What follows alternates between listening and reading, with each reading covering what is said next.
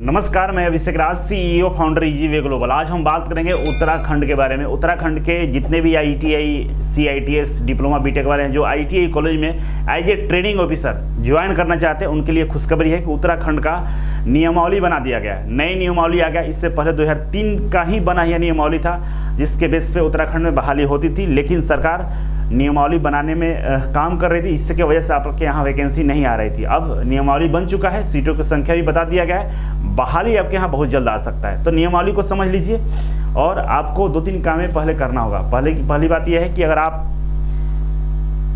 उत्तराखंड से हैं और सीआईटीएस की है तो आपकी जॉब की संभावनाएं काफ़ी ज़्यादा है। तो सबसे पहले एक्सपीरियंस सर्टिफिकेट बना लीजिए, वो काफ़ी इंपॉर्टेंट है। बिना एक्सपीरियंस सर्टिफिकेट का आप फॉर्म नहीं भर पाएंगे और बाद में नौकरी से भी आपको हटा दिया जाएगा। इसीलिए जेन्युइन एक्सपीरियंस आप बना लीजिए, ठीक है। तो आइए समझते हैं कि यहाँ पे जो नियमावली बनाई गई है उसमें क्या क्या डिटेल्स दिया है, क्या अदर स्टेटों को मौका मिल सकता है या नहीं। तो यहाँ पे उत्तराखंड का ये नियमावली है जिसे रिलीज कर दिया गया है इसके डिपार्टमेंट की तरफ से। और इसमें बताया गया है, सबसे पहले ऊपर वाला चीज़ों को देखेंगे तो आपको समझ में नहीं आएगा, हम आपको समझा देते हैं। ऊपर ये बताया गया है कि जो 2003 में नियमावली बनाई गई थी उसमें क्या क्या संशोधन किया गया है, किस खंड में क्या संशोधन हुआ है, उसी के बारे में यहाँ पे ऊपर बताया गया है, ठीक है। अब इसमें पहला सवाल आप लोगों का ये होता है कि क्या उत्तराखंड सरकार में बाहर के बच्चे अप्लाई कर सकते हैं या नहीं कर सकते हैं, जो अदर राज्य वाले हैं। तो सबसे पहला आंसर आपका ये है कि उत्तराखंड में जितनी भी वैकेंसी आई है उसका हम नियमावली देखते हैं तो उसमें एक बात स्पष्ट तौर पे लिख देता है कि आप अप्लाई कर सकते हैं, लेकिन आपको मैट्रिक उत्तराखंड से ही पास होना चाहिए, ये कंडीशन रहता है। लेकिन इस नियमावली में ऐसा कहीं कोई जिक्र नहीं किया गया है कि उत्तराखंड के ही लोग अप्लाई कर सकते हैं या बाहर के लोग अप्लाई कर सकते हैं या आपका क्वालिफिकेशन कहाँ से होना चाहिए, ऐसा कुछ इसमें जिक्र नहीं है। केवल और केवल लिखा गया है कि आपके पास मैट्रिक पास होना चाहिए, आपका टेक्निकल में आईटीआई, डिप्लोमा, बीटेक होना चाहिए जो गवर्नमेंट से रिकॉग्नाइज्ड इंस्टीट्यूट हो। तो अगर इस तरह का कंडीशन है तो आप अप्लाई कर सकते हैं, लेकिन अब फॉर्म जब आएगा तो हो सकता है उसमें ऐसा कुछ लिख दे। फिलहाल नियमावली में ऐसा कुछ नहीं लिखा गया है, आप आसानी से अप्लाई कर सकते हैं, ठीक है। दूसरा सवाल, क्या इसमें सीआईटीएस अनिवार्य है? बिल्कुल, इसमें सीआईटीएस को अनिवार्य किया गया है, लेकिन एक कंडीशन ये दिया गया है कि जिस ट्रेड में सीआईटीएस नहीं होता है उसमें सीआईटीएस की कोई वैधता नहीं रहेगी। दूसरा, अगर जिस ट्रेड में सीआईटीएस अनिवार्य किया गया अगर उसमें कैंडिडेट की संख्या कम होती है तो फिर नॉन सीआईटीएस वालों को भी वहाँ पर रखा जाएगा। इसके साथ में कंडीशन और दिया गया है कि उनको 4 साल के अंदर में सीआईटीएस कंप्लीट करना पड़ेगा, ये कंडीशन है। तो तमाम तरह के कंडीशन को इंक्लूड किया है, लेकिन सीआईटीएस को अनिवार्य किया है। अब ये जो नियमावली है इसके अनुसार अब फॉर्म का डिजाइनिंग कैसा रहेगा, ये सोचने वाली विषय है। क्योंकि अगर सीआईटीएस अनिवार्य है और जहाँ पे सीआईटीएस वाले कम पड़ेंगे उसमें नॉन सीआईटीएस वालों को भी रखेगा, इसका मतलब है कि फॉर्म भरते समय सबको अप्लाई करने का मौका मिलेगा, जो सीआईटीएस किए हैं नहीं किए उनको भी।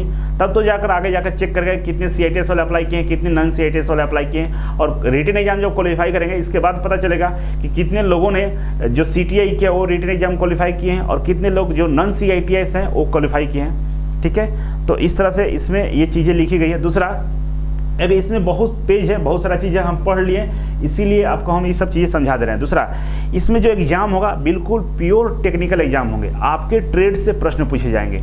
और टोटल जो एग्ज़ाम होगा ना, टोटल का 70% आपके ट्रेड से प्रश्न पूछे जाएंगे। कुछ प्रश्न इधर उधर के भी रहेंगे, 70% आपके ट्रेड से रहेंगे। दूसरा, जो वेटेज की बात करें, जो मेरिट लिस्ट बनेगा उसमें 90% आपका लिखित परीक्षा का वेटेज दिया जाएगा, ठीक है। बाकी के जो 10% होंगे उसमें जो आईटीआई में पहले से अनुदेशक हैं सरकारी आईटीआई में उनको 5% नंबर दिए जाएंगे, जो एनसीसी वाले उनको नंबर मिलेगा, जो सेना में काम किए उनको नंबर मिलेगा। तो 10% में उनको कुछ कुछ नंबर दिया जाएगा। और जो इसमें एज ए गेस्ट या कॉन्ट्रैक्ट बेस पे राजकीय औद्योगिक परीक्षण संस्थान मतलब सरकारी आईटीआई में जिन्होंने काम किया उनको भी कुछ नंबर मिलेगा। तो इस तरह से टोटल 100 नंबर पर मेरिट लिस्ट निकाली जाएगी।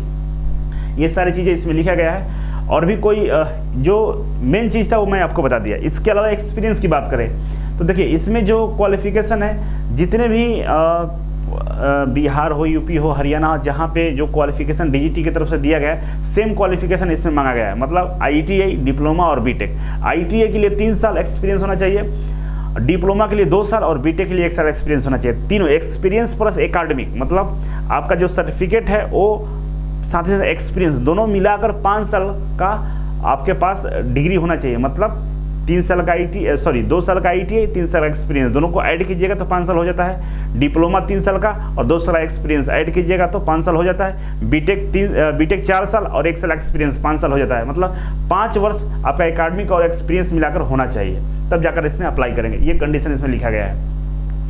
आगे की हम बात करें तो आगे इसमें और भी कुछ डिटेल्स में नहीं दिया गया है, जितना चीज़ मैंने बताया उसी को घुमा फिरा कर वही चीज़ें लिखी गई है। अब मेन रहा कि कौन कौन से ट्रेड में कितने सीटें यहाँ पे हैं, तो यहाँ पे देख सकते हैं पदों की संख्या। उत्तराखंड राजकीय औद्योगिक प्रशिक्षण संस्थान के अंतर्गत सृजित पद, कौन कौन से पद इसमें सृजित किए गए हैं, उनके पदों की संख्या यहाँ पे दिया गया है। आइए समझते हैं। पहला आर्किटेक्चर ड्राफ्टमैन, इसके लिए यहाँ पे 4 सीट है। दूसरा है कॉस्मेटोलॉजी, इसके लिए 14 सीट है। कारपेंटर के लिए 2 सीट है। कोपा के लिए 40 सीट है, कोपा वाले देखिए 40 सीट है। डाटा एंट्री ऑपरेटर के लिए 16 सीट है।